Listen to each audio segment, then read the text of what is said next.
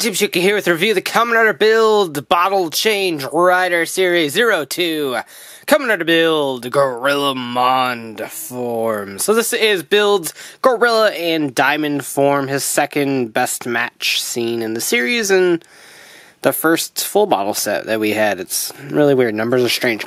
But anyway, this is our second Bottle Change Rider Series toy, so we can finally mix and match some things with this guy, which we have been waiting patiently to do. This came out late September 2017 for about $3,500 or so, give or take, depending on where you picked it up. Of course, discounts need not apply to that number. That's just the normal manufacturer's standard retail price. But you can see all the cool stuff on the back. Hawk Gatling is the next one. I actually have that in hand right now, so we'll take a look at that very shortly at the end of the week. But very cool. You can do all these fun things with it. So let's go ahead and just get this open. No need for any stylish stuff going on here. We'll make it short, simple, sweet. Can I shove this back in the box? Yes, I can. I miffed it a little bit. It's okay. We'll get rid of that. So here are our two halves. We have Gorilla and Diamond, and both are really cool.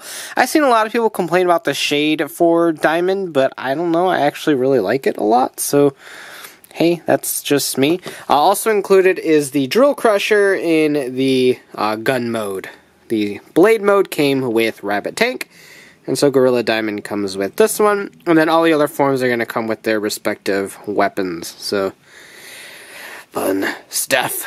So we'll move that out of the way for now and focus on these guys. Alright, so just like all of the others, you just line up the two pieces and snap them together. Very simple, straightforward. I like it.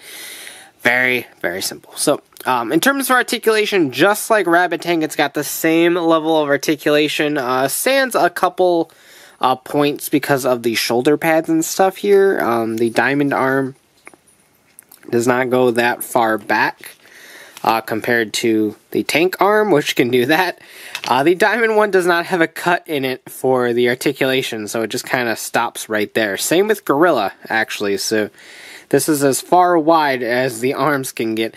There is full rotation, though it is a pin swivel system. There is a swivel at the bicep, a single joint at the elbow, and a rotation at the wrist. The Gorilla little fist here does not open up at all, but the other side, the Diamond side, does have the usual splayed finger that the gimmick figures are known for. No head articulation to ease the use of transformation, and no waist articulation for the same reason.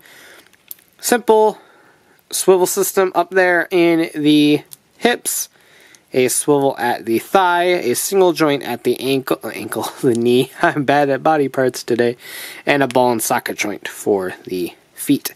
So very, very cool. I do love these a lot.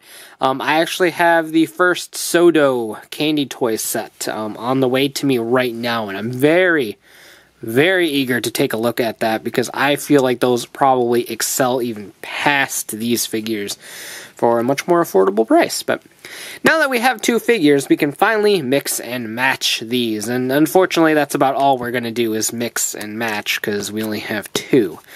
Things can get a little more exciting once we get Hawk Gatling into the mix, but for now we can take Gorilla, we can take Tank. Make Gorilla Tank, which I think is just a really awesome name for a form. Plus it looks kind of cool, I dig it.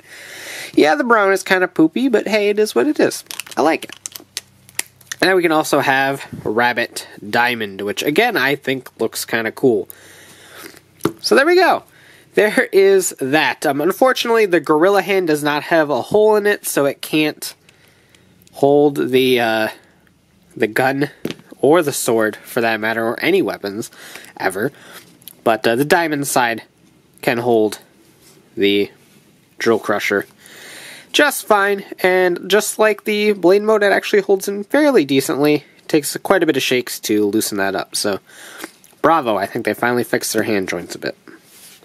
But for now, let's go ahead and get these guys back to their best match. There we go. So, these figures are really weird. They're a very good quality. I like their quality a lot. They're very fun to mix and match, for sure. The only issue I have with these figures is obviously the lack of head articulation and Waist articulation bothers me just a smidge, but I'm kind of used to the waist thing. Most of these gimmick figures don't ever have waist articulation. And the Ghost line didn't have head articulation either, so it's not like it's unheard of for these gimmick figures. But I don't know. I like them a lot. I just don't like how much they cost, I think. Particularly when the Soto figures come up to about here. They're about a 4-inch scale figure compared to a 5-inch scale figure. And they do so much more, and they're so much easier to get that it's hard to stomach a gimmick line where every figure that comes out is going to be 3,500 yen a piece, which is a lot. And it's also a shame that you can't actually like have the gorilla hand grip the driver. That's a bit of a bummer. And the fact that these are painted is actually bad for the concept of this line. But hey,